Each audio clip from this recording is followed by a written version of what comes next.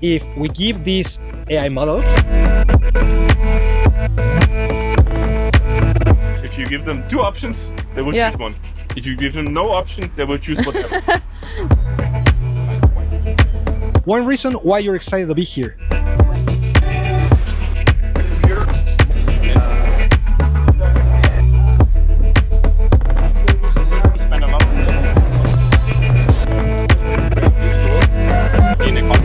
We're here today at NVIDIA GTC in Paris, as you can see from the background at the Louvre, and we're looking forward to see everyone at GTC, right, Jens? Yes, join us. See you there.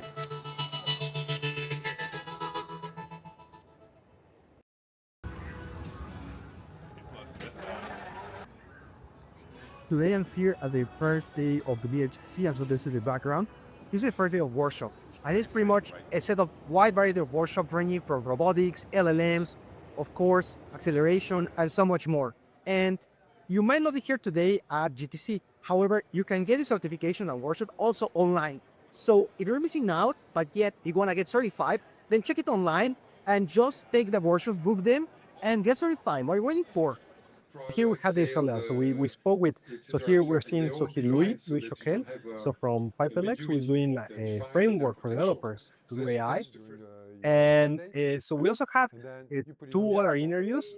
So one with Kleiman, so who is doing so here Goji, and then the one with Florian, who is doing Achilles, so for customer support.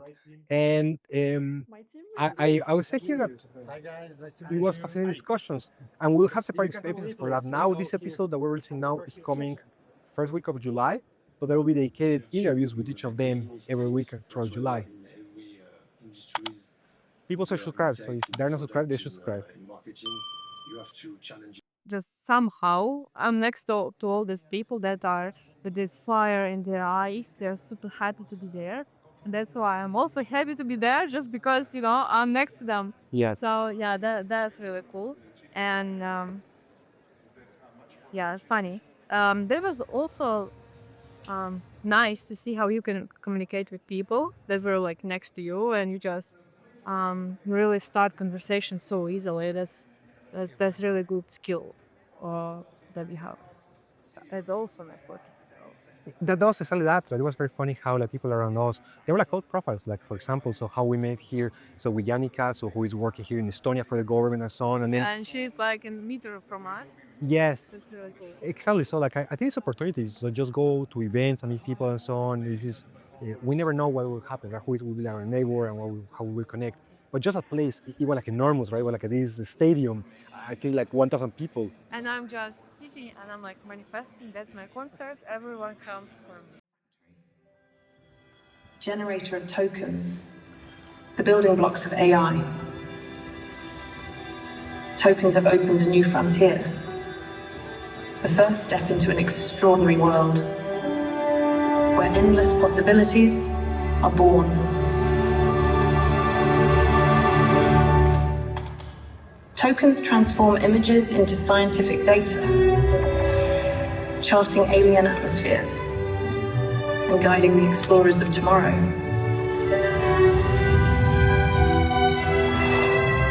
They probe the Earth's depths to seek out hidden danger.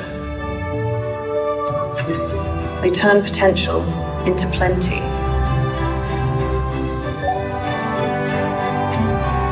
And help us harvest our bounty. Tokens see disease before it takes hold. Cure with precision.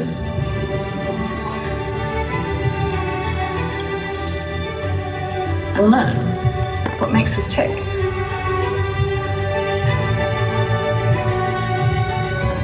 Tokens connect the dots, so we can protect our most noble creatures.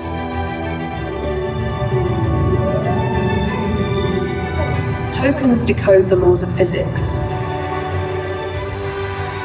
to move us faster.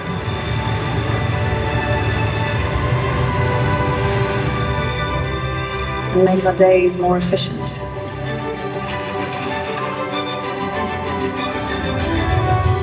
Tokens don't just teach robots how to move, but to bring joy and comfort. Hi, Rosa. Hi, Anna. Are you ready to see the doctor? What's that? It's my enchanted tool.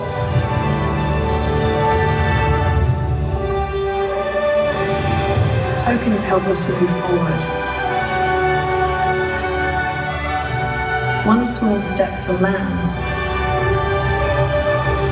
becomes one giant leap for mankind. So we can boldly go where no one has gone before.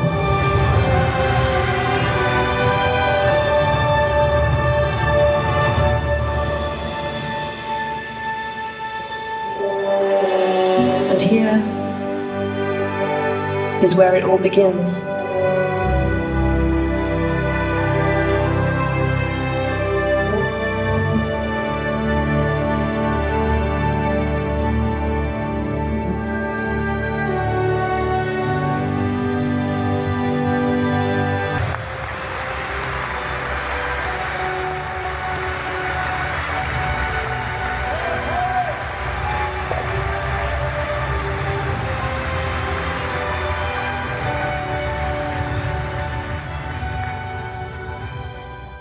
Bonjour!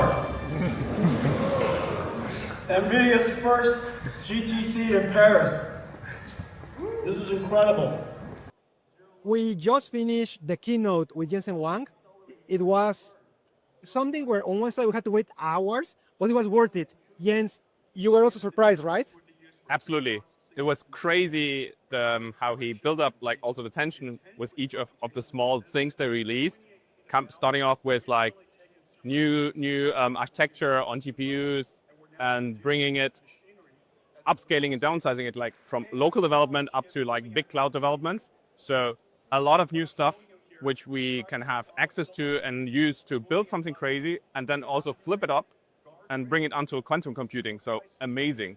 No, totally, Jens. And for me, what surprised me always about NVIDIA is how, if you look at the company over the years, you could say, hey, they're like a company for, let's say, gaming. They're a company for like crypto. They're a company for like so autonomous driving and so on. Always you will put it in category. But now when you look at it, they really do like everything, like factory automation, robotics, of course, Gen.AI. So they're really everywhere. And it's fascinating how in all these niches, they are either market leader or one of the best ones.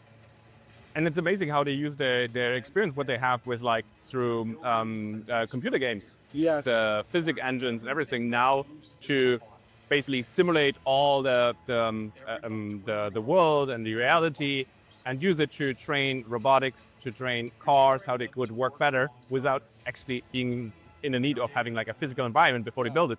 So it's just like it's fitting coming from graphics from computer gaming to use that information to build like a secondary world and the omniverse and then play in the omniverse like all the scenarios and use it to train AI. So as he said, kind of then when you run it in the real world, it's not the first iteration, it's the million and one iteration. And I think that's an amazing idea, just like from start to finish, how you can play it. Yes, totally that. And like the funny anecdote, it's like we were with a group of creators and then we had like our scene and so on. And then like messaging people say, yeah, we should meet, we should connect, we should like do things together. And then the person I'm talking to just sit next to me, right? So we live in this digital world where now we do not know who is who and what's happening. And you might know someone online and you do not really know how the person looks in person and you don't know the person right next to you. Absolutely. Crazy times. It is. And now we can see here, it's like super busy. So many things happening around us. I'm very surprised on how pretty much everyone that is doing something, not only with AI, but just technology in general is here. We just bumped into one of our interviewees. Yes. So here we had this great session with Louis from Pipelex yesterday. And now Josh, we ran into him here, right? Yes, absolutely. It was great having us over at Station F yesterday. So amazing. And if you look around, you also see like the classic brands like L'Oreal, Louis Vuitton.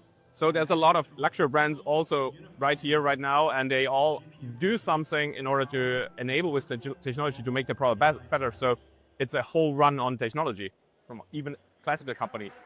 Yes, I got curious to go through the booths and then talk to them and see what is it that they're doing. What is Louis Vuitton using Gen.AI for? Are they using it? Are you exploring it? What's the current status? And it's not only them. So I was surprised also how for NVIDIA, all the front row, like pretty much on the first 4 rows, were about spaces for Aramco. Aramco, for those who do not know, is basically this oil company from the Middle East, from Saudi Arabia. And I imagine they're buying so many GPUs that they deserve to be seated in the front row in front of Jensen Huang. Absolutely. But also Europe is big around. They will start building more AI factories, more GPU power within Europe to bring it up to industrial level. So Siemens is one of the biggest drivers there. So I think that will be also super interesting for the European economy, how it will build out. Yes, I find so funny how like Jensen Huang had this photo with like CEO of Siemens that I guess it was like kind of like, so like a doppelganger or sort, because it was very exactly like Jensen Huang. So I like the thing. But yeah, so now what comes next? Yes. So I'm looking forward to see more startups, see more big companies, also talk to them. And then afterwards we go to Q&A session with Jensen Huang. And so looking forward to that, getting some more insights behind the scenes. We are unfortunately not able to film there. Yes, exactly. We can only tell you, no, they were very precise. They say no camera, no videographers, and you can make notes. You can also like take audio, but you can only use it for personal use. You cannot post it online. So yeah, there is that. So yeah, let's see what happens, right? Yeah. But it all started with GeForce. And GeForce brought computer graphics. This is the first accelerated computing application we had ever worked on. And it's incredible how far computer graphics has come. What do you think?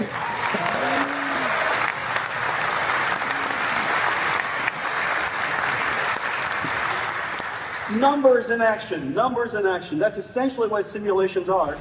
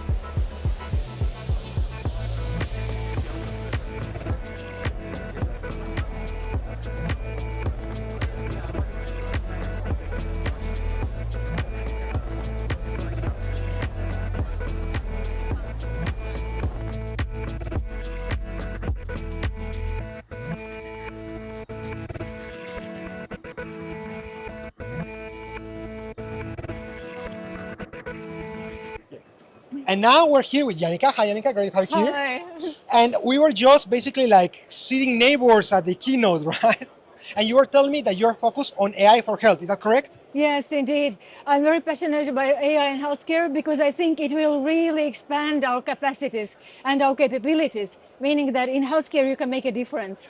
You know, I work for Estonian government and I'm responsible for e-health, and I can see how it will really give us new opportunities in preventing and predicting. Basically what you can do, you can analyze the big sets of data. In Estonia, we're very digital. We have large amounts of data since 20 years, plus DNA data and so on. So putting it all together, we can really offer personalized care, meaning what really works for you based on genomics and genetics. We can predict and prevent the diseases. Basically, we can see the big patterns, how the disease develops. You can see the early signs, something that human eye doesn't really see, and we need lots of processing power. So that's why we're here also. Fascinating. And you're very deep in the weeds with all this, so Gen AI for healthcare and so on. So I assume there might be things that were already known to you at the keynote, but there might be also other things that were new to you. What was new? What surprised you from the keynote? Well, new is actually that the AI factory. I very much like the concept. It's something we're looking forward to.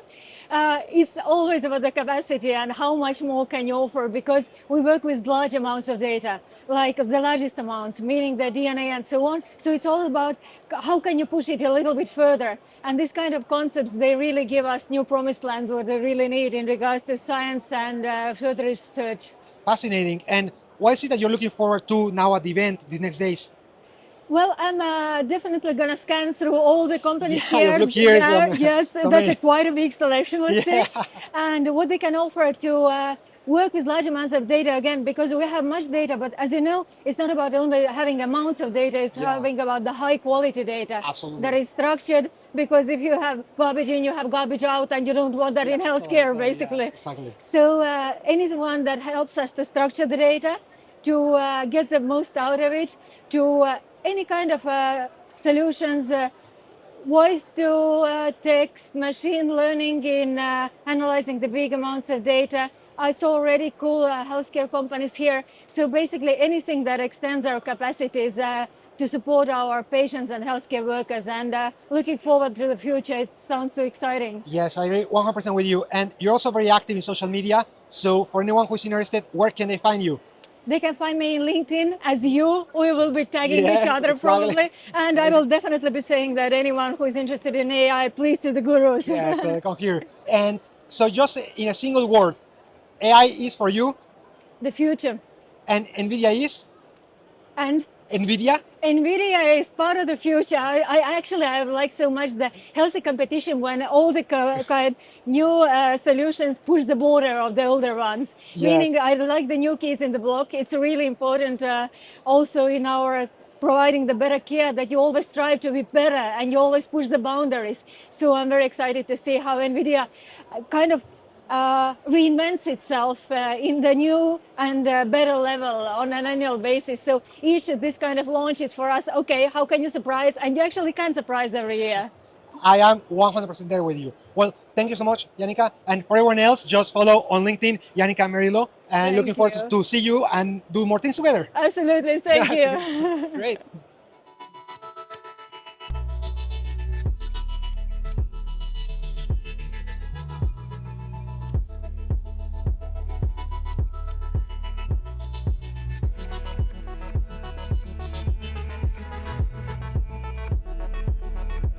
Now I'm here with Teo. Hi, Teo. Hey, hi. You had the last questions for Jensen Huang, and that was a really good question. And I'm very curious, where did it come from? Why were you asking that?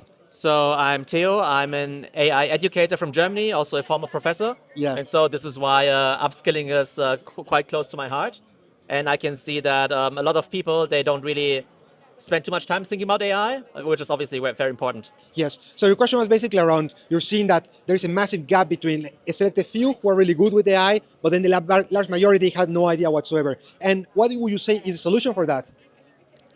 I think people just need to take responsibility for their own progress and for their own education. I mean, ideally, we would want the government to provide great training and programs. Ideally, we would want companies to provide training.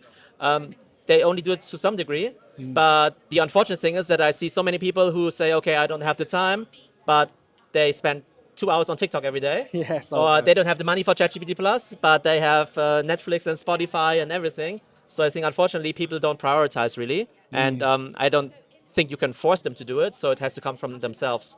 Yes. So basically, if someone is beginning, maybe someone has no idea about AI, then how should this person start? What would you recommend to this person? In my opinion, as Jensen also said, unfortunately, those tools are very accessible, very easy to use. So I think everyone should just become like a power user in ChatGPT. Yeah. Don't use it like Google, just as a search engine, but more like your intern or more like your consultant and service provider who can do tasks for you. And I think as soon as you've spent 20 to 50 hours with Gen AI tools, I think you'll get a pretty good idea of what it can do. So how do you use ChatGPT?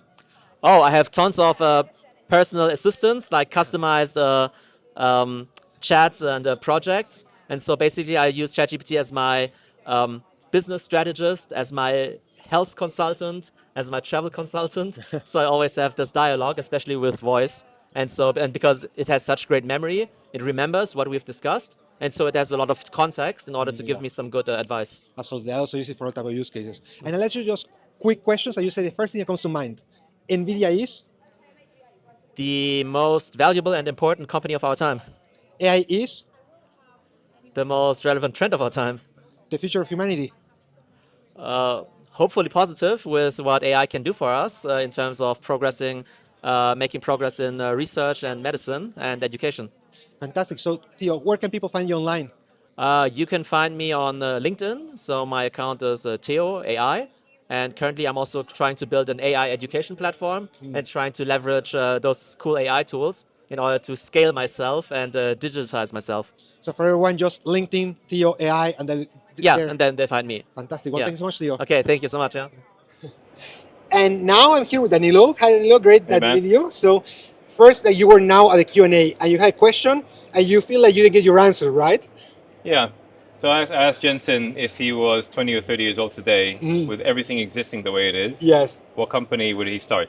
Yeah. And he almost answered the question, but he doesn't want to give me the answer because he's trying to do it himself. So he said in 10 years, 5 years, we're going to find out. Yes. But I'm pretty sure it's going to be around driving cars, robotics, and he loves AI in healthcare. So I'm very sure it's going to be something around AI in healthcare. Because he keeps talking about it so much. It seems like a passion of his. Yeah. It would make sense that he launches something in that space. So let's see. Yes. And what in your case, if you had also answered the same question, what would you say? I'm doing that. I'm doing what I believe is the most valuable thing today. So I think the most valuable company you can build today is a company where you can build anything for someone else with AI. So it's not a consultancy, because I do a lot of advisory for EY and Capgemini and PwC and those guys, and I'm showing them my methodologies. And if they're asking me, then it must be because they want to learn. So I believe the most valuable companies in the future are companies that can build anything for other companies. Because if you look at, if you are a consultancy, you can now go into the legal space. If you're a manufacturing company, you can start going into other industries that you're not in before. But you need somebody to execute that for you. You need companies to build that for you. So where will those companies go? They'll go to execution companies that are able to build anything for them. So I think in the future, the most valuable companies are those that can build anything for anyone. And you're advising so many companies, seeing so many industries. What gaps are you noticing? Where are people maybe like lagging, or maybe where they are already ahead?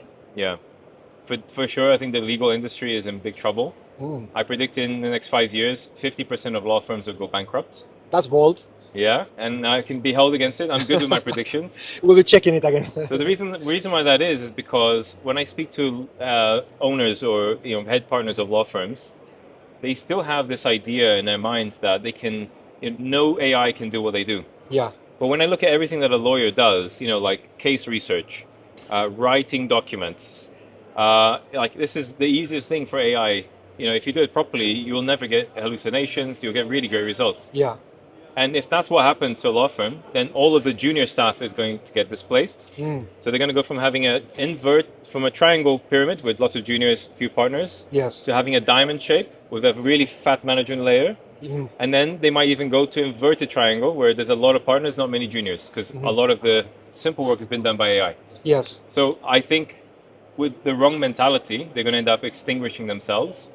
And the other reason why I think law firms are going to go bankrupt is because a lot of other companies in other industries can now start offering AI services in legal AI. Yeah. So then they're going to start crushing the traditional law firms and taking some of their revenue as well. So law firms are going to get pressured from all directions, from lack of innovation, but also competitors from other industries coming into their space. Yes. This challenge that juniors, they have less chances because a lot of automated, a lot of these repetitive tasks are being now done by AI. It's happening across everywhere, all sectors and so on. And maybe you, given that you have seen so much, your experience, also you talk with so many people around, what can you say to those juniors who are hitting out the job market? What is it there for them? How can they prepare themselves for what is right now the reality? So a lot of people are asking me how to reskill, essentially, is what you're asking. I think there's nothing better to reskill than actually go and do it yourself.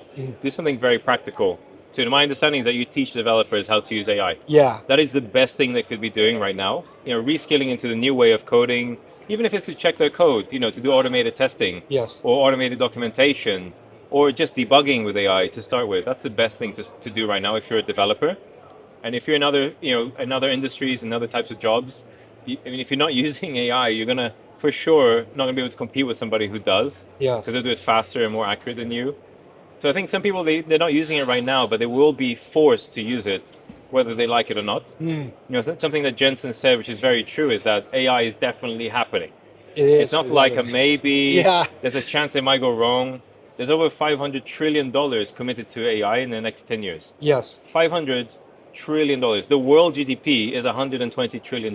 Yeah. So we're talking about almost 5x the world GDP All in AI. just into AI. Yeah. And then just in the next 5 years, AI is going to generate between $7 to $15 trillion in value. So almost 15% of the global economy. Yeah. So two things are going to happen. Either AI is going to be magical and it's going to do everything we think it's going to do, or it's going to be forced to go right because investors want their money back. Yes. And people forget that money makes the world go round. And when somebody invests in something, they're going to make it work somehow. Yes. How do you use AI, be it ChatGPT or other services or models in your day-to-day? So I have my own kind of concoction. Yeah. So I'm quite lucky. I have quite a lot of access to Anthropic, to Perplexity, to OpenAI, and I'm allowed to use some of the models which are not out yet today. So I do have a blend. One thing that I do as well is I don't use one model. Whenever I ask a question, I have 3 or 4 models working on a problem at the same time.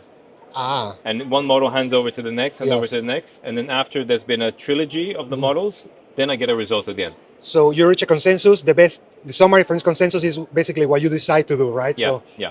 Wow, fascinating. And basically, so if someone wants to find you online, where can they do it? My handle is usually AI McGarry. On the YouTube, it's AI McGarry, or my podcast is all about AI.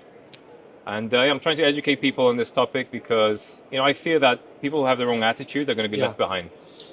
Tell us a little bit about your podcast. What can people find you there? So in my podcast, I interview people from all over the world, and all kinds of backgrounds. So I've had Miss Universe talk about the future of beauty. I've had the highest paid tech CEO of all time talk about the future of business. I've had a dragon from BBC's Dragon's Den, it's like Shark Tank for the UK. Talk about the future of business. I've had trauma therapists talk about the future of trauma with AI. So I bring people from all kinds of backgrounds and get their perspective on how AI is changing their world and impacting their lives, so that they can then educate my audience and they can also decide what to do with it. That's so relevant because, as Jensen was saying, so we are here in a bubble a little bit in this conference, but then outside the large majority has really no idea about AI, right? Yeah. To be honest, I feel like everybody has heard the word AI. But some people, they decide to kind of rub it under the carpet.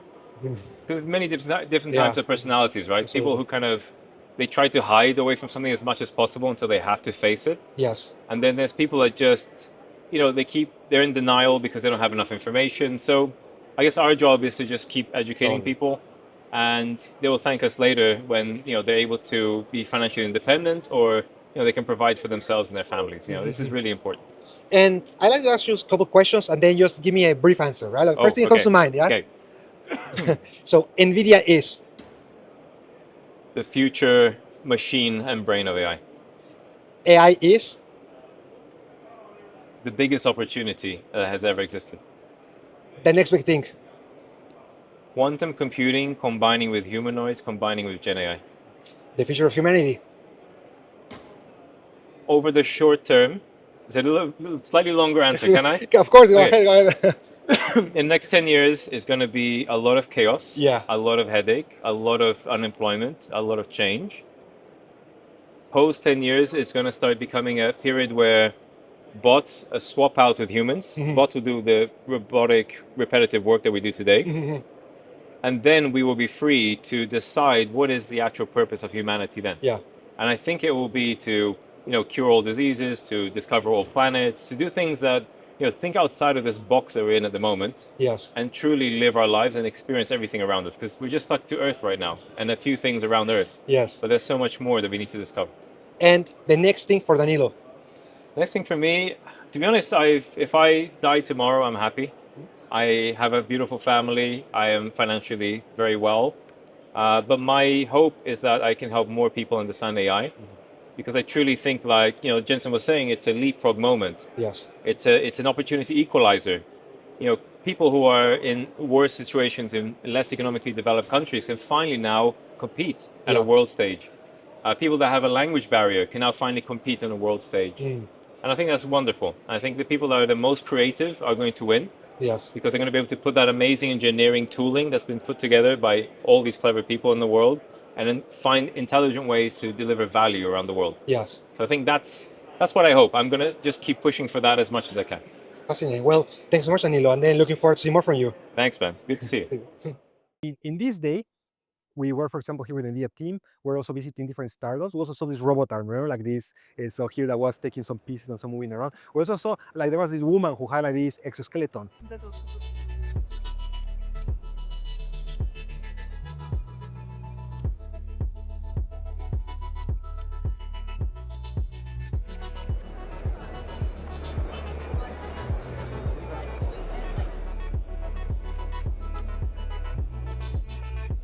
Now we're here with Adi, so from ActiveFence. Hi, Adi. Great to have you here. Yeah. And can you please tell us a little bit of what is ActiveFence? What are you doing? Sure. So with ActiveFence, we are actually helping Gen.AI applications or agents be safe and secure. We developed a security layer on top of these agents to make sure that they are protected from anything malicious, whether it's attacks like jailbreaking or prompt injections, or whether it's just harmful content that you don't want to get out, getting to sensitive information, topics that you don't want the agent to talk about. So with ActiveFence, you have real-time guardrails that actually defend your agents. Yes. Wow. And agents is such a hot topic right now, right? Yeah. And so have you started to see maybe some challenges that people have when they do agents? Which problems are they facing right now? Yeah. So this is exactly the sweet spot. Yeah. Especially when we're thinking about large enterprises that they want to start using this technology. They want to be more productive. They want to help their customers, get more and do more with less. But they're concerned with security. Exactly, this is their main thing. They don't want to see access to, different types of content they don't want to allow, or private data that is leaking. And ActiveFence allows them to do this in a very secure way.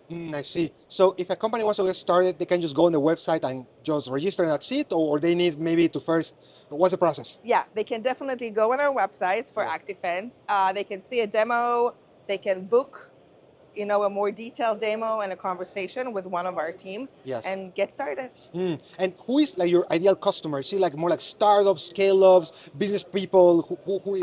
So definitely larger or medium-sized enterprises that are ready to ship agents, to production. And we're working very closely with the technical developers, product managers, CISOs. Yeah. And I'd like to ask you now just quick questions. So like first thing that comes to mind. I'll say like a word and first thing comes to mind. Sure. NVIDIA. Great partner. AI. Here to stay. Agents. Next thing in the world. The future of humanity. God knows. Depressed. And where can people find you online? How can they get informed? They're curious. What's the next step? So definitely follow ActiveFence on LinkedIn. I'm Kleiman. I'm the VP of Product. Also follow me for more information. Well, thanks so much, Adi. Thank you so much. Great.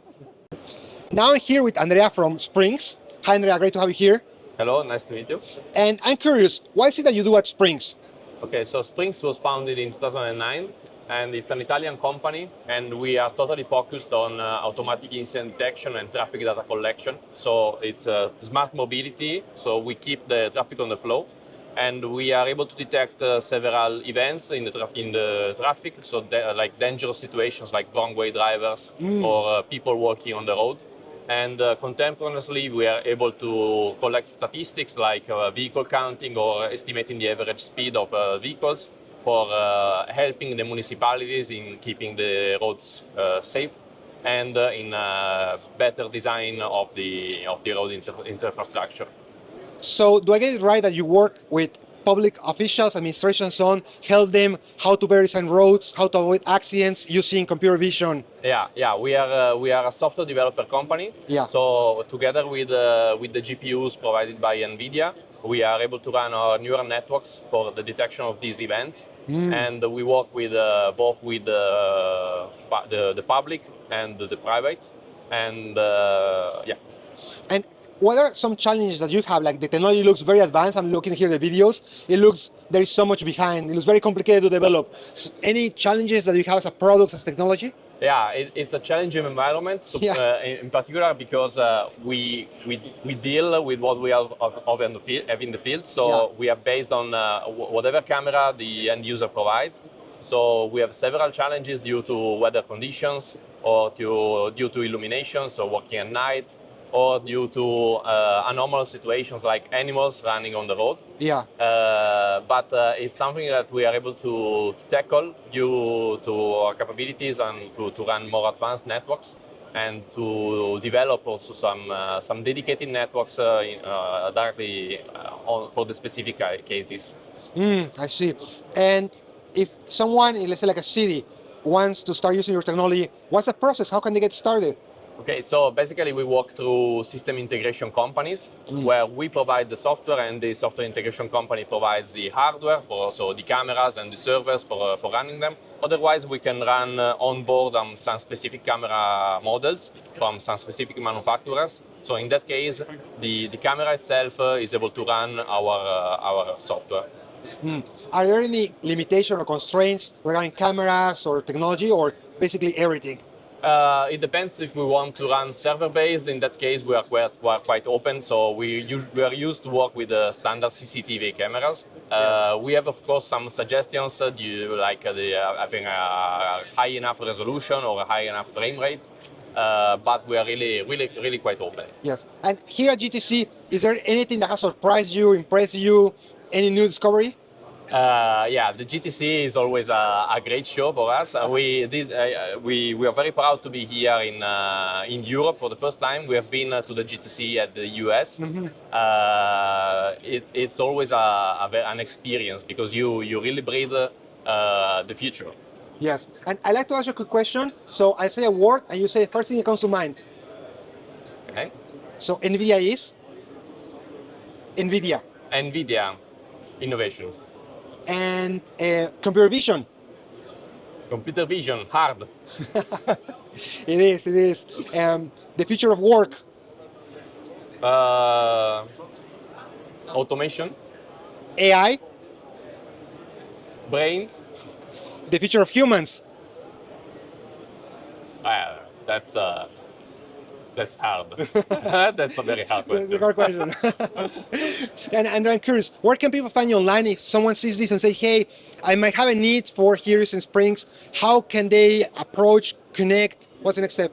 We are on most of the social media.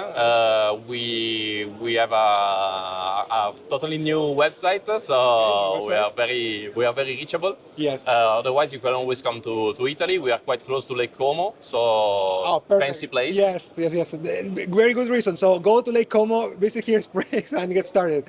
Well, thank you so much, Andrea. Thank you.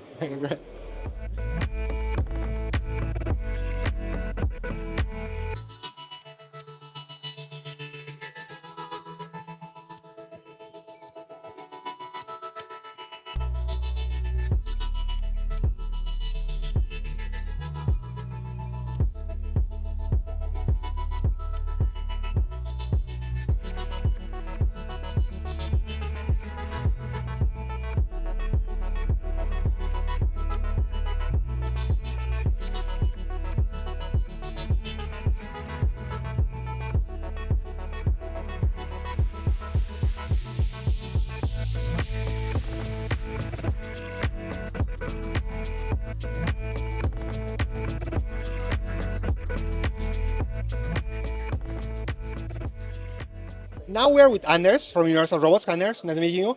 Thank you. And Anders, please, before we start, tell us a little bit about yourself, about like company. Absolutely. So my name is Billesø Beck. I'm VP of Technology at Universal Robots. We're here at the NVIDIA GTC in Paris to showcase both our brand new UR15 cobot. It's really the new sort of workhorse in the Universal Robots cobot family. What we also show is our AI accelerator for the UR cobot family.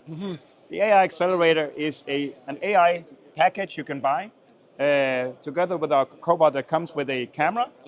It also comes with an NVIDIA accelerated compute module. Yes. And it comes, it has the NVIDIA Jensen embedded GPU accelerator for AI.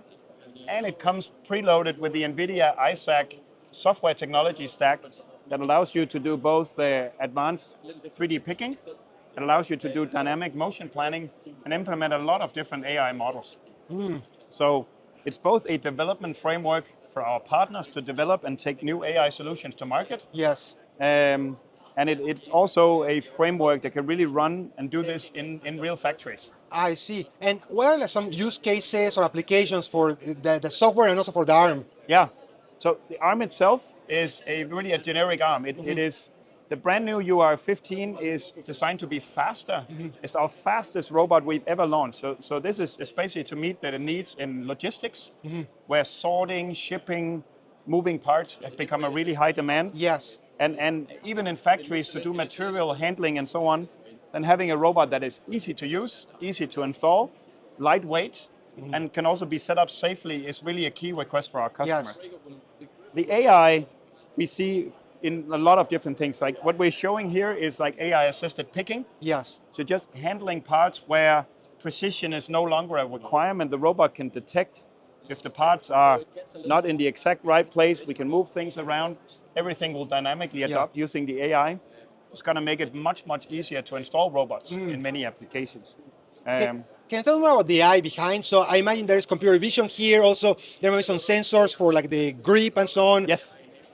So we use a number of different foundation models, right? So the vision detection model we use is NVIDIA's Foundation Pose. It's an AI vision model trained on synthetic data. So there's no dedicated training of the parts. It has a sort of object detector trained out of synthetic data. What you need to feed it with is a 3D model of the part. Then it trains, recognizes, and then understands how to generate the detection of the part based on this foundation model. Similarly, we're doing a foundation model-based motion planner called QMotion that also sort of generates robot trajectories that moves around obstacles and so on, also based on an AI foundation model. Besides that, we use some of the motion detectors in the robot. We have a force sensor that actually very sensitively detects when it hits the part. So it also reacts to if it's not accurate, if anything moves during the process. It is using this force sensor, which is very sensitive, to make sure the robot runs stably, robustly, and also react even to the smallest micrometers of tolerances. And it looks all super sophisticated, but what would you say was the hardest part in the development, in basically the creation of the software, the robot arm? Well, integrating technology is always difficult, right? For Universal Robots, having something that is easy to use for our customers are the most important thing. So we spend a lot of energy in integrating the technology, testing, validating. So we have like simulated test pipelines for the AI models just to validate that it all works. Yes. And we're investing a lot of time and energy in really good usability. So taking advanced technologies and making them easy to use is really what we spend a lot of engineering time on. And it is a bit of a challenge, but we believe we've done a pretty good job on it to really make AI accessible also to manufacturers across the world.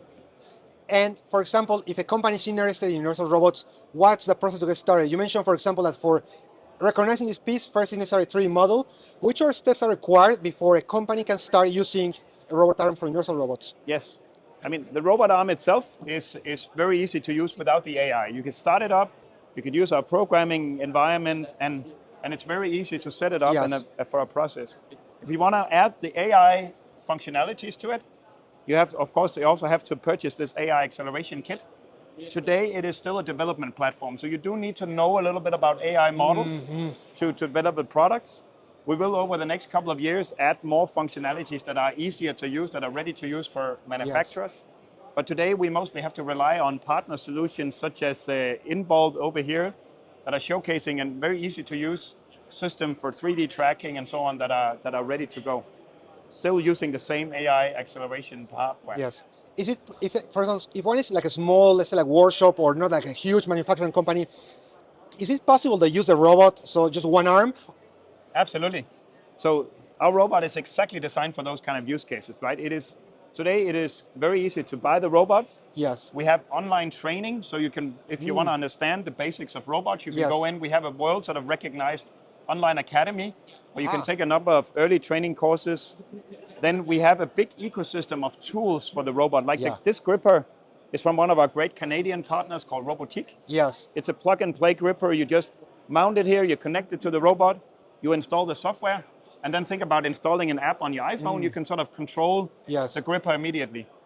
And that's a very efficient way to get started. And starting to, if you have a CNC machine in your shop and you want to automate that, you can basically get started. You can take the training, you can learn how to get the robot set up, and you'll be running in hours. Wow. What's like the ballpark figure if I say, hey, I like it, I want to have one, then what's approximately the cost to have this setup?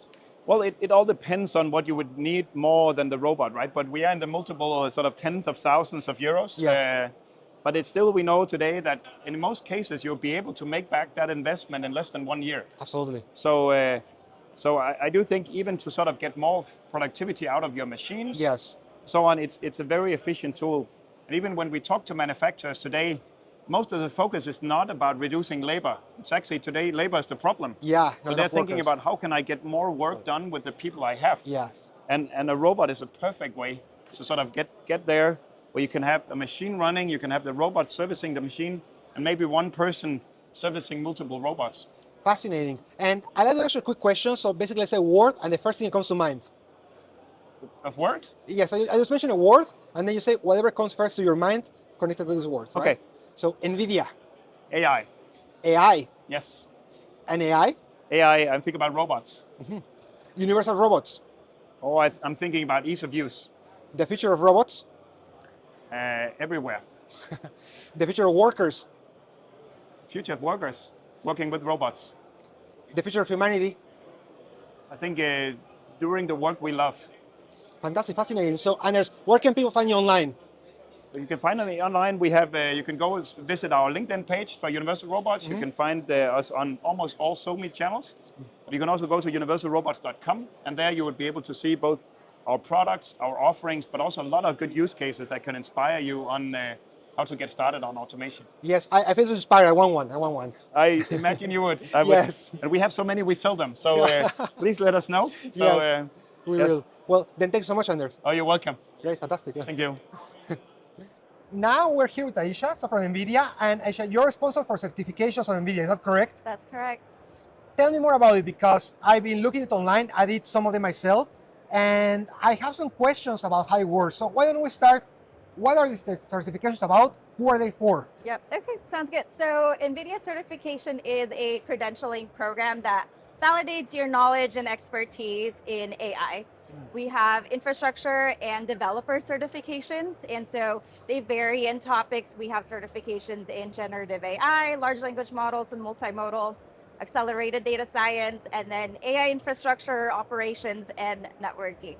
All of our exams are valid for 2 years, and so you have the opportunity to renew, but you do have to recertify, and what that does is it really promotes your commitment to continuous learning. That means that you're continually learning in this ever-evolving AI market.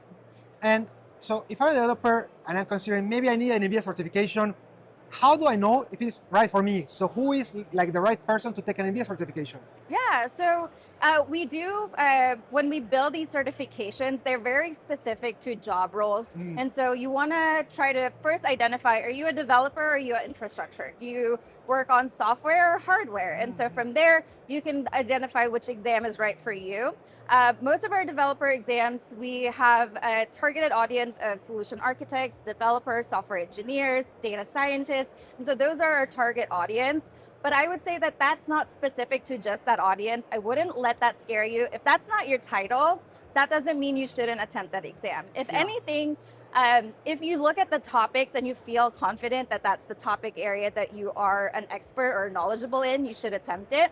Or if you're trying to get into those roles. So for example, you are a college graduate, you want to be a software developer, you're not a software developer yet, you want to take a developer exam. I see. And we live in busy times. Often people have too many things on their plates. Yes. What's the time commitment for a certification? Ooh, it really varies. It really depends on your current knowledge and current state of expertise. If you're starting from the bottom, we have a range of recommended courses, and they vary from 2 to 8 hours of courses. We have both instructor-led and self-paced that really you can pick and choose what is great for you. If you can sit down for an 8-hour course, perfect. We have a workshop. Yeah. If self-paced courses is more of your jam, you can do an hour per day. We have those as well. And so it really just varies depending on where you are in your career and where you want to go. The most important part is we have all of those courses to cater to what your needs are, right? Because it's going to vary per person. Yeah. And so you really just want to identify, am I at the starting point and I want to take all of the courses? Or do I already have the skills? I don't need to take any of the courses. They're recommended, they're not required, and you just attempt the exam. How many courses do you have? Ooh, okay. We have a wide range of courses. We're continuously developing courses. In fact, we launched a few courses here at GTC Paris, very exciting courses on our workshop day. Depending on the exam, we have recommended courses anywhere from 1 to 5 courses. Most of our viewers are in the AI space or interested in AI. Yeah. What do you have there as an offer for them? Sorry, So which offering do you have? So for AI courses, AI content for those who are interested in the topic? yeah, we have anywhere from fundamentals of deep learning if you're really, really just starting. We have fundamentals of AI operations. And so if you just want to get started, you want to get your feet wet, we have that. But if you already have that, we have other topics. So if you're interested in developing your own AI agents, we have that, robotics. We just really have a wide range of courses depending on the topic you're interested in, and it varies in different levels as well. Earlier you were mentioning that there is material for more infrastructure profiles and also like software profiles. But more and more AI is like really for everyone. You have like managers, product per people and so on. Yes. Is there something available for them? So in terms of courses, certification, workshops? Yeah, so for us, we really focus on hands-on learning. That means that, yes, you're getting content, but you also will learn how to do it. But so for those that are more in the management, they're not really in the weeds, right? We have associate exams, and so that is more entry level, just to basically it validates your knowledge that you know and understand the topic, just enough to be able to communicate it, right? You're not in there, you don't need a code, you don't need to develop any softwares, but you can at least talk about it. And so we have different levels of certifications. We have associate and professional. And so really they just, we offer a wide range that really matches where people want to be. Very often people make certifications because they promise themselves better job opportunities. Yes. And you have a very good overview of the market. So what's the resonance that the NVIDIA certification is having in the market? Oh, great question. So currently we are in the 4th industrial revolution. You've probably heard our CEO Jensen talk about this, right? And AI is rapidly evolving. Yes. NVIDIA is at the epicenter of it all. So if you get a certification with NVIDIA, that essentially promotes it promotes and validates your knowledge, not just in AI, but NVIDIA specific tools, platforms, systems. And so that really validates your skills to employers. And when they see that, they know that that is a tangible credential that confirms that you do in fact know these skills. And so that really is, the NVIDIA credential is there to promote your career journey. And any new courses that you have, anything exciting that is maybe not that well known that people should be aware of? Yeah, so we have a few verticals right now. It's the Gen.AI, and then accelerated data science. But later this year, we're going to launch the Omniverse vertical. So we're going to launch one of our first certification within that vertical. It's going to be the OpenUSD development. And then currently we're developing AI agent certification. So anyone who's interested in building their own AI agents, also the professional level of the generative AI LLM. And AI moves so fast. Everything is always changing, new developments and so on. Maybe someone's thinking, hey, but what if when I take the course, maybe there are new things and it's already outdated. So either ways do you have to update this knowledge, or let's say someone who took the course 6 months ago, how can this person stay updated? Yeah, so we're continuously changing our courses. The course that you took a year ago has already been evolved into a new course. So let's say you took our fundamentals of deep learning last year. we always check and see, well, what out of this content is outdated? Our content team makes a cycle to change that. And so anyone that's now taking it will have the most up-to-date content. And in that case, where I took the course a year ago, then do I need to research that myself? Or what's here a process to say, hey, I noticed that things have changed. Maybe I need an update? Yeah, so the best way to do that is to sign up for our NVIDIA training newsletter. Yeah. We are constantly producing content, letting our learners know what's new, what's been updated. And so if you subscribe to our newsletter, you will automatically get that information. So you don't need to do your research alone. We'll do that for you. And also, all of our information is all online. So if you just look and say, oh, what's the new course? We will make sure to post it online. Which course would you say the hardest? Is there like one that's super hard? Ooh, the hardest. Depends on your level of expertise. Yes. I think our newer courses is more on the difficult side. I think our Omniverse courses, robotics, are a little bit more difficult, just because they're new. So it's newer content for people, right? Yeah. But our instructors are so good at training you, and so it's just an engaging learning experience. So even if it's difficult, our instructors are there to help you. Yeah, I can attest to that. I took a workshop and then it was online. It was super engaging. I had so much fun. Oh, good. Which course did you take? It was on RAG applications. Okay, that's one of our newer ones. What did you enjoyed it? Yeah, exactly. I learned quite a lot. I mean, I'm in space and yet I discover new things. Yes. Yes. So those instructors are extremely knowledgeable. Yes. They are just geniuses. And so our learners, when they take courses with them, they take the opportunity and ask them questions, right? And to help them with their either professional or personal goals. And so it's a great, it's not just a learning opportunity, but also an engagement networking opportunity with our instructors. And I like to finish, to ask you a few quick questions where I say word and you tell me the first thing that comes to mind. Word? Yes, I just mentioned a word, Okay. concept, and you say what comes to mind first. Okay. NVIDIA. AI acceleration. Humans. Humans, they are needed for AI acceleration. Robots. Robots is the next big thing. GTC. Is the epicenter of AI expansion. NVIDIA certifications. Validates your knowledge in AI expertise. Amazing, Aeshah. So where can people find you online or find out more about the courses? Yeah, so they can go directly to our NVIDIA certification webpage. From there, they can find which certification they're interested in, either developer or infrastructure. If they click on that specific certification, it gives them a variety of information. So what is the exam about? How long is it? What's the cost? By the way, here at GTC, we're offering certifications for free. So that's a value of $125 to $400 that you can get here. And so it has all of the blueprint, the topics, a free study guide, and all of our recommended courses. Fascinating. Well, thank you so much for the time, Aeshah. And everyone should sign up. Should they get certified? It's really a way to show not only your knowledge, but also that you are up to date with the latest and greatest from AI, right? Exactly. Yes, exactly. Yep. Nice to meet you. We have today Valeriya. So Valeriya, we know each other now for a few years and so on. Yeah. But now you're basically building a startup, right? Yeah, right. What's the name of your startup, Valeriya? So our startup is called Facila. What we are doing, we are developing mobile and web application which helps users to pronounce and to sound better. What we do, we provide feedback on how to change the muscle use so that people, they have better voice.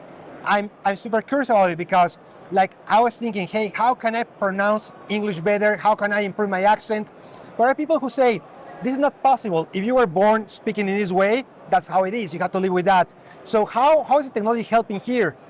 Here, what we do, we provide personalized exercises. Firstly, we check which muscles you use wrongly. Then we generate exercises which helps you to train the exact muscles, which helps you to pronounce exact sounds. For example, right now we are focused on the French language. And for me, as I'm from Russia, I have a problem. I don't smile, I don't use this part of muscles. And what we do, we show, okay, at this moment, you should use these muscles, and then you can pronounce the sound. But I find it interesting because when I talk, I'm not really thinking which muscles I'm moving, right? So I'm not sure if you tell me, hey, you have to move these muscles, then how do I do it? Yeah, actually, we are not creating the theory behind this. So there is a lot of lots of literature, and there are special doctors, speech therapists. Yes. And the idea is that they provide exercises, people do it regularly. First, the people think about this, and after there is this connection between your brain and muscles, you stop thinking, you just do it automatically. Yes. Yeah. And you say that you are focusing first on the French language. Is there a reason for that? Is it a harder language than English or German or Spanish? Just our main competitor right now is Bold Voice, and it is for American. So you do there are no competitors for French language. That's why we decided, okay, we are not competing with Bold Voice. They are already good. Yes. We are competing with. That makes sense. And so can I imagine that's an app? Is it something I download on my phone, or how does it work? So right now we are at incubation step. Yes. We are incubated at NVIDIA Startup Studio. It's our research institute. Yeah. And we don't have the product yet for everyone. If you want to access, you contact us and we send you our... I want to access it. Okay, yes. and then it means that, so I just contact you and say, hey, Valeriya, I would like to have it. And then you send me like a link, or how would that be? Yeah, we send you exclusive link to our app where you can check, you can give us feedback, and we will improve. You've been working in space for a while. Maybe you can share what are some of the hard things on the technology side? Computer vision, faces, what's the hard part here? It's quite tricky how to recognize muscles for different people, because existing algorithms, they are good for standard face. But if a person not standard, then it might be problematic. Exactly. For example, what happens if a person is overweight and has like a very round face? Does the algorithm struggles recognizing it, or is it okay? So in these cases, what we do, firstly, we recognize what is their model of the face. And after that, we apply our algorithm. So firstly, we do calibration. To make sure that our algorithm works. For banking apps, often when I have to do some sort of like face recognition, it says no glasses, your hair has to be visible, no caps, and so on. And the algorithms also struggle, for example, that recognize me. Even, for example, when I use here the Apple technology for facial recognition, if it's like a bit dark, if it's maybe like not good light, also it sort of like fails. Do you also have this problem? So do the users need to be in a room that is well lit? Do they need to have like a face fully display? What are the restrictions, the constraints? As we are focused right now on the lower part of the face, we don't struggle with their eyeglasses. But it's true that if there is some man something near the mouth, then it can recognize like a big mouth, and and then it means I put the phone like this, so close to me, and then it recognizes me. Actually, our intern will come here soon, maybe. Then you can see it. You can see how it works. And you're saying that you are in this incubation stage. So what are the next steps for you, for the company? So right now we have 1 year. During this year, actually, we are officially engineers at India. We receive our salary, and we have this year to find our first customers. For example, right now we are trying to apply for fundings with different hospitals. And if we manage, if we get the money for the next level, then we create company. If not, then we prolong for several more years our incubation period. So we have these years to find our investors or initial customers here. And I like to finish asking you some questions. These are like quick questions. The first thing that comes to mind. So just like one word quickly. NVIDIA. GTC. Computer vision. Face recognition. Should it be one word? Well, it can be a longer sentence too. Accents. Learning. French. Speaking. The future of humans. AI. The future of AI. Robotics. Robots. Future. Amazing. Well, how can people find you online? How can they connect? How can they get involved? Here, you can go to Facilia.tech, and there, you can see there all our social networks. And are you active on LinkedIn? Where are you active? Where can people contact you? You can contact us on LinkedIn, on our Instagram. And also we are publishing our videos on YouTube. Okay, then I watched. And also I want to be here your user. I love to improve my French. I love to speak like French, really great, I do that. Well then, Valeriya, thanks so much. And for everyone, then just try, sign up, contact, and thanks so much for everything. Thank you. Looking forward, great. Very nice. I'm now with Ahmed, so from Facila. So we're just having now our chat about what's the company about, and we're very curious how actually it works in practice. Now we had a chance to see it live.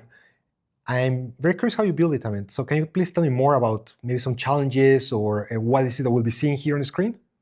Okay, so first what we did is we created an algorithm that detects each person's face and with the different muscles.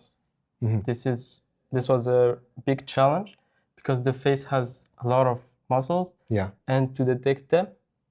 So you built an algorithm and that detects each person's face with the different muscles. Yes. And so it'll be using here the webcam that I'm seeing here. So your laptop webcam, or is it something special, mobile phone? It can use any webcam, either phone, camera, or laptop camera. Very often, laptops have very poor webcams, right? Like the resolution is super bad. And for example, like this room has too much light, and then your face is very blurry, is very washed out. Is that a problem for the algorithm, for the technology? To be honest, we did some optimizations. Yes. That get in consideration the lighting, and it gets adapted. All right, I'm very curious. Can you show me how it works? So you have something here. Of course. So here I created a simple demo. Yes. And what happens, for example, is when I come here inside, then it doesn't detect me, right? So it's So here normally, I should have said the word chanter, and it gives you the feedback with professional phonemes, French phonemes, and also if people don't understand these phonemes, they can have simple correction that they can understand.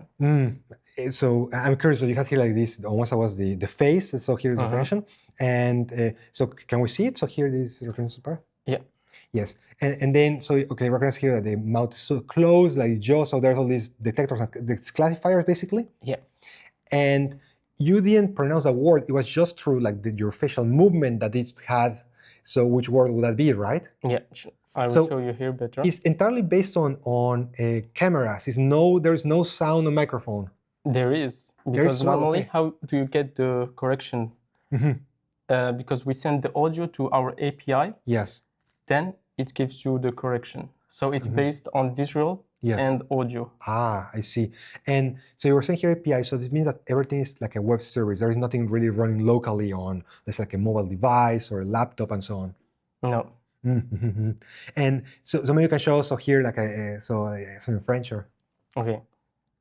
Like here, what we added is like the most important movements for speaking, like for Mount Booker. For example, when you say U, it's used for the letter U and U. Yes. And also the mouth press. For example, if you see P, P, P, it will detect if you did say it very well. And it also shows you the intensity of how you used your muscle. Yeah. With French, there is this situation where words might have the same sound, but they're written very different. Like for me, classic like they could be so like E-A-U, or it could be so here O-U and so on. So here, how does it work here with technology? How can it know that the sound is this one, but how it's actually spelled? And that's why we merged with audio and visual, because with only visual, you can't know. Yes.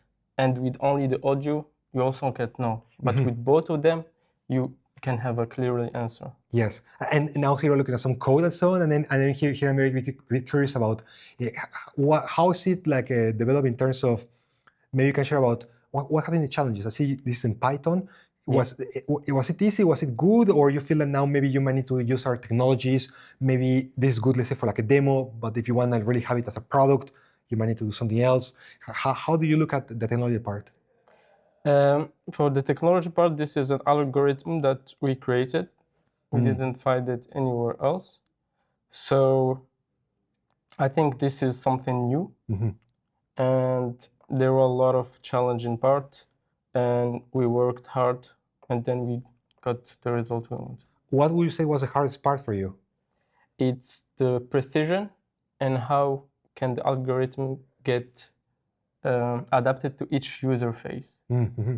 How hard or easy do you feel it'll be to extend it for other languages? Or for example, if we think of French, there's a difference between like French from Quebec and French from Belgium and French from France. Yeah. Is it possible, for example, with Facila, they'll say, hey, I want to improve my French from Quebec, and another one from France. Yeah, this is possible. That sounds fun. Yeah, I love it. So learn how to speak like French from Quebec. And so from a implementation perspective, is that difficult? So, or it means that you need to do many changes for that? I'm sorry, for what? For the implementation perspective, if you say, hey, now we'll be offering French from Quebec as well as French from France. Yeah, it needs some adjustment. It needs to add some things, but if it's the same language, it will not be very hard.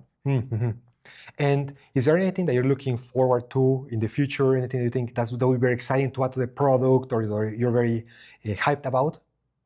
I think I'm very hyped because this is new to learn a language. This will simplify a lot for people that want to learn languages to better pronounce, and also they can use it, for example, to train for maybe public speaking, and even if you want to start singing. So you will have visual correction and then audio correction. I already told to Valeriya that I want to start trying it. I want to use it. So I know French, but however, so my French comes with an accent, and I want to get rid of the accent. Sure. So I need to use here Facila. Sure. Fascinating. So can I try it now? So can I do it myself? So here? So now they will tell you to say chanter. Chanter? See, normally this is what you should have said. Yes. And with the phonemes. Yes. And then what you said with the correction. Now try to say peinture. Peinture, ouais. Peinture. Peinture. Ouais. Yeah. Peinture. Yeah. So here, so it reads as until? No, these are professional phonemes. Like the first E was A. Yes. You know? Yeah. Okay. So I see it's actually, so on one side, very precise, but on the other side, I need to do a lot of exercises because clearly it seems that is registering very differently. Yeah. Fascinating. Well, then for anyone to try it, then they just contact Valeriya and so on, they can get started. I'll be starting using that because clearly I have an urgent need to improve my French. Yeah, of course, you can contact Facila. Yes. And then you get everything you want, all the information. Great. Well, thanks so much, Ahmed. Fantastic demo. Thank you so much. This is now the last day of NVIDIA GTC. We've been here now for basically since Monday, where we were through the workshops. Yesterday we had the keynote. We also had this Q&A, which is the one personally.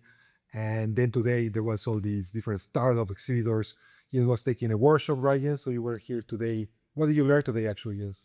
So I went to an agentic workshop, which was dealing with agentic AI in financing service. And what was quite interesting was that all 4 speakers on the stage were talking about how banks will more and more take over also consumer products, like offering you the option to buy products via agentic systems, getting in far more into the consumer side than before, not just transfers money. So it was super interesting. They talked a lot about fraud, a lot about more intelligent systems, how they can drive their customer to use more, and everything basically based on your transactions. So quite an interesting approach to it. It was pretty crowded. It was super interesting. So yeah. Great. No, yeah. So you were taking here the workshops. In my case, there were so many startups and so many people to talk to. It was like really very difficult, where I feel this event should be not just 3 days, it should be like a full week. Because on top, we have here next door Viva Tech, and there also there's so many companies, startups, all type of like teams around. And it was quite hard, right? And so here for the viewers, what is it that you're getting coming here? Well, first, the opportunity to get the certifications. That was something that we'll have a dedicated video for that. Just an explanation, a deep dive on what are these certifications about. Then what is it that you also get here? I say that the connections, the network, where we met so many interesting people. So from enterprises, startups, researchers, a wide variety, a whole gamut of profiles. And I'm not sure anywhere else where you could find it, right? Like, so we met also not only from different segments, industries, and level of seniority, but also regions, right? So geographies. We had people also here from Germany, of course, but Yeah, all over the place. And you mentioned before, it was not only like software based, it was like a lot of hardware involved because NVIDIA is basically powering like a lot of parts also in robotics area. So it was all over the place. It was medical. It was so diverse. It was such great stories, actually. I agree. So that there was here so much to see and to do that in the end, with regards to that, it's basically over. And this wouldn't have been possible with all the support from NVIDIA, because really they were always there helping coordinate everything, helping us get along and so on. It's always something that the logistics behind to make it happen, so they're not hard that they look. So for that, it's a big thankful to everyone. Other than that, I think that my other learning so here from this show is just how really AI is everywhere. So whereas just a few years ago, you could say, oh yes, it's only for kind of like marketing, or it's only here in finance, so I know anomaly detection or whatnot. But now, for example, I was looking at so in the NVIDIA booth, there was this specific robot. And this robot, of course, robots have been around for a long time. But then it is connected to an NVIDIA GPU, and it has like both computer vision, sensors. It can do so much more than what we were used to do. And it's for manufacturing. And then also they had also their other demos, for example, for supply chain, or also you were seeing here finance and so on. So we're now at a point where it's touching all areas of our economy, areas of society. Absolutely, and that's fascinating. And we have different, what I like also how the people approach it. There were people who were saying, yeah, we are an AI company, we're doing AI stuff, we're doing AI software. And there were others like, we are an industrial company and we're doing industrial products, but at the end of the day, yeah, we use AI. So it's the different positioning. Not everyone is positioning them as an agentic AI company, for example, but they use their existing positioning also and say, okay, now we make what we have better by using AI, more smarter, more personalized. And I think that's a great movement to basically bring AI into the day-to-day processes also of like more traditional business. Yes, I noticed that as well, and the reason as well, it will be that everything's to be AI, and they will have it in a name, AI this, AI that, and so on. But now more and more it's just, this is technology like everything else. Like just like nobody today says, oh, this was like a mobile company or something, right? So people are stopping saying we're an AI company. Instead, it's all like a problem. So we're talking, for example, with this company that is focused on helping so here cities and public organizations, public administration, and so on, just how to improve their infrastructure, improve traffic using cameras, detection, and so on. So it's like a very tech-heavy, algorithmic, focused product, of course, with a lot of AI inside. But they're not really selling like that. They're selling, we're offering a way for you as a city just to have less traffic, just to have less accidents, and so on. And I think in general, it's also what we see more and more when we had at the beginning of the AI work with a lot of like, we do AI, that's why we are better. We see again, coming back to the basics, which is let's produce value. When the technology is helping, then it's great. And if you have like, for example, one of the example which was given during the keynote was from basically from industrial tech to technology company. Yeah. So I think it's the right movement to say AI is not longer like the differentiating factor, but the value you get out of it, that's what we are heading for. So that's kind of the future of it. Yes. And Jens, what is it that you're now looking forward after this event? Maybe some takeaways or anything that you might be using now in your day-to-day? So definitely I need to dig more into the whole software development kits of NVIDIA, because they are heavily invested also in like agentic AI. They want to select also new courses will be available which you can apply for and you get certification. So I think having NVIDIA as an open source partner in that area for software development, and if you want, you can build up on their platform at the end of the day, scale out or through them. But just like also like offering you the structure in order to build these kind of application will be super interesting, and that's something I will definitely dig into it, because personally I didn't have them like as an open source provider on my radar.